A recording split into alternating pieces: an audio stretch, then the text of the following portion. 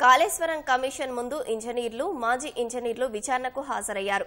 ఉన్నతాధికారులకు తెలియకుండా ఈఈ తిరుపతిరావు అనే అధికారి ఏజెన్సీకి 1600 కోట్ల బ్యాంకు గ్యారంటీలు ఇచ్చినట్లుగా ఇంజనీర్లు కమిషన్కు తెలిపారు.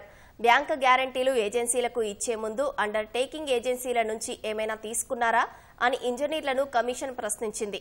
ఈఎన్సీ కార్యాలయంలో జరిగిన సమావేశం మినిట్స్ ను అనుసరించకుండానే విడుదల చేసినట్లుగా ఇంజనీర్లు పేర్కొన్నారు. ఆనకట్టల వద్ద డ్యామేజ్ కు కారణాలను కమిషన్ ప్రశ్నించింది. అనుకున్న దానికంటే ఎక్కువ వరద రావడం వల్లే సీసీ బ్లాక్లు దెబ్బతిన్నట్లు ఇంజనీర్లు చెప్పారు. డ్యామేజ్ జరిగిన వెంటనే ఏజెన్సీలకు లేఖలు రాసినట్లుగా కూడా కమిషన్ కు ఇంజనీర్లు వివరించారు. డిజైన్లు, డ్రాయింగ్లు ఎవరు తయారు చేశారని ఇంజనీర్లను జస్టిస్ పీసీ ఘోష్ ప్రశ్నించగా వాస్కోప్ సంస్థ తయారు చేసినట్లు ఇంజనీర్లు తెలిపారు. సిడిఓ సిఈ అనుమతితో అమలు చేసినట్లుగా స్పష్టం చేశారు.